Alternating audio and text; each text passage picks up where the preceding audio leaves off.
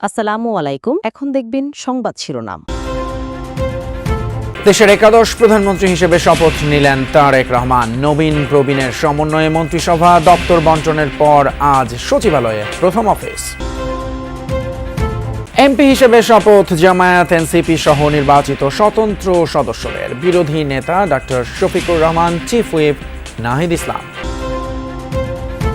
LGRD অর্থ এবং স্বরাষ্ট্র মন্ত্রণালয়ের দায়িত্ব পেলেন 3 অভিজ্ঞ ফখরুল, খসরু এবং সালাউদ্দিন। পররাষ্ট্রে টেকনোক্র্যাট খলিলুর, বিদ্যুৎ জ্বালানিতে টুকু।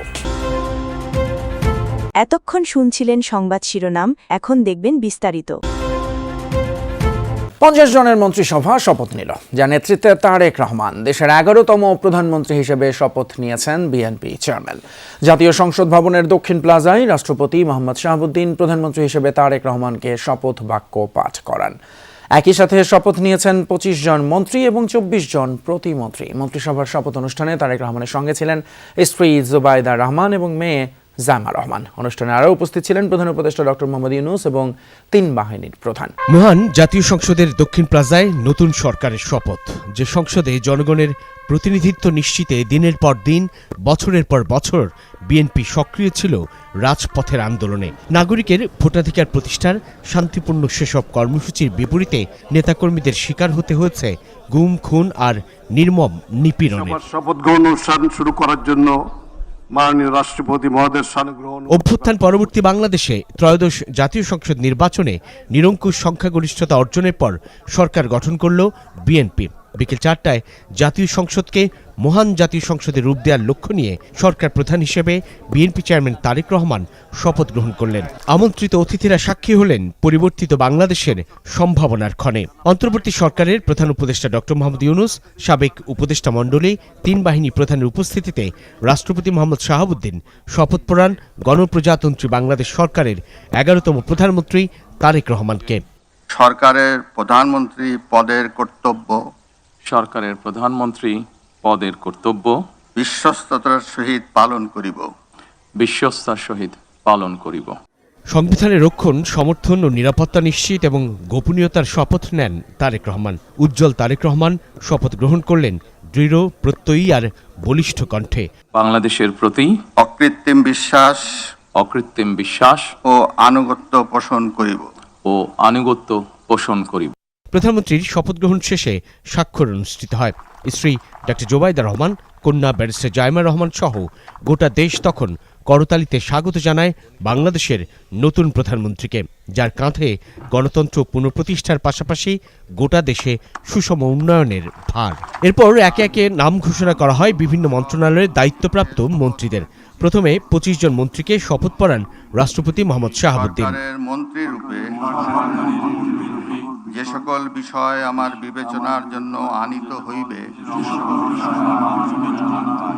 সবশেষে প্রতিমন্ত্রীদের পালা। 26 প্রতিমন্ত্রী শপথ গ্রহণ করেন, যে তালিকার পুরোটাই তরুণ তুর্কি, যাদের হাতে নতুন বাংলাদেশ গড়ার ভীষণ চ্যালেঞ্জিং দায়িত্ব।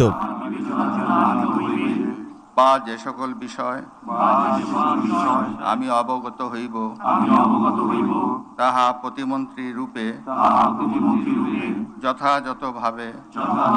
প্রায় 2 ঘন্টার এই শপথ অনুষ্ঠান নিঃসন্দেহে এক চমকও বটে। প্রথা ভেঙে তারেক রহমানের মন্ত্রিসভা শপথ নিল জাতীয় সংসদ ভবনের দক্ষিণ প্লাজায়। গোধূলির আলোয় উজ্জ্বল যে অনুষ্ঠানে শপথ নেয়া নতুন প্রধানমন্ত্রী ও মন্ত্রীদের প্রতি তাকিয়ে আছে গোটা বাংলাদেশ। মন্ত্রিসভা গঠনে চমক দেখালেন তারেক রহমান। 25 জন মন্ত্রী আর 24 জন প্রতিমন্ত্রী নিয়ে তার মন্ত্রিসভায় সদস্য সংখ্যা 50, যেখানে মহাসচিব মির্জা ফখরুল ইসলাম আলমগীর, স্থায়ী কমিটির সদস্য সালাউদ্দিন আহমদ, ডক্টর এম জাহিদ হোসেন, হাফিজ উদ্দিন আহমদের মতো সাবেক মন্ত্রীরা যেমন দায়িত্ব পেয়েছেন, তেমনি প্রতিমন্ত্রী হিসেবে আছেন ইশরাক হোসেন, হাবিবুর রশিদ, রশিদুজ্জামান মিল্লাত, সুলতান সালাউদ্দিন টুকু সহ এক ঝাঁক তরুণ নেতা। প্রতিশ্রুতি অনুযায়ী শরীক, নুরুল হক নূর, ববি হাজ্জাজ এবং জোনায়েদ সাকিকেও মন্ত্রিসভায় রেখেছেন তারেক রহমান। অবশেষে সেই মাহেন্দ্রক্ষণ, একজন কর্মী হিসেবে যার রাজনৈতিক পথ চলা শুরু, সেই জিয়াপুত্র তারেক রহমান বসলেন প্রধানমন্ত্রীর চেয়ারে। শপথ বাক্যে দৃঢ়চিত্তে ঘোষণা করলেন আইন অনুযায়ী প্রধানমন্ত্রীর দায়িত্ব বিশ্বস্ততার সাথে পালন করার। আমি আইন অনুযায়ী সরকারের প্রধানমন্ত্রী পদের কর্তব্য বিশ্বস্ততার সহিত পালন করিব।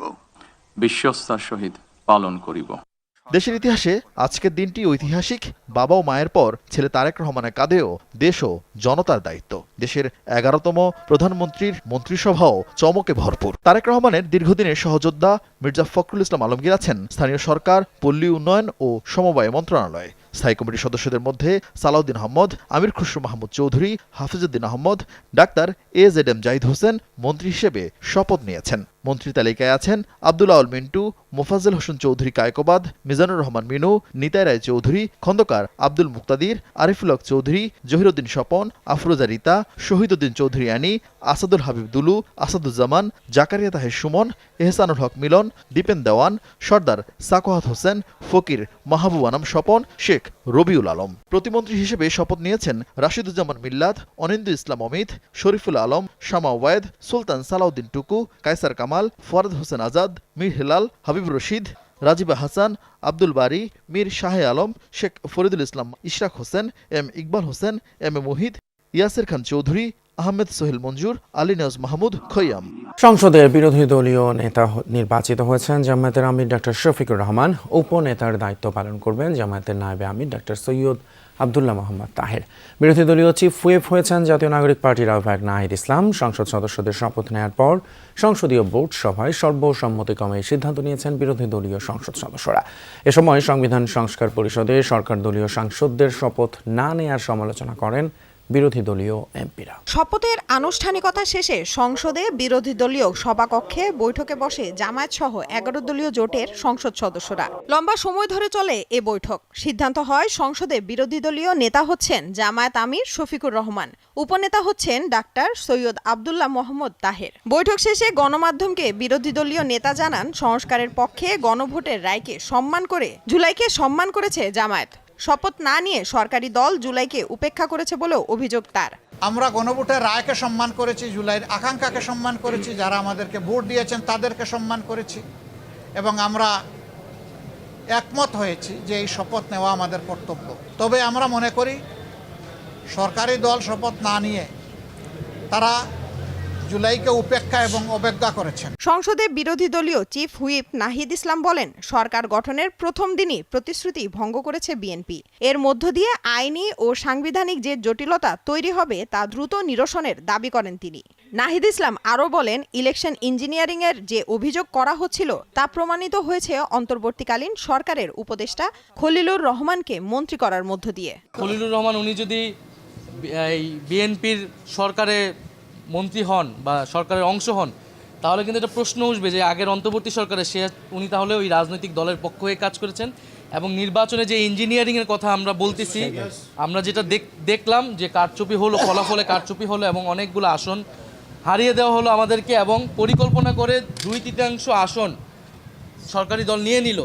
এই সংবিধান সংস্কার যাতে না হয়, এই জটিলতা, এটা কিন্তু পুরাটা একটা ইঞ্জিনিয়ারিং আজকে আমরা দেখতে পাচ্ছি।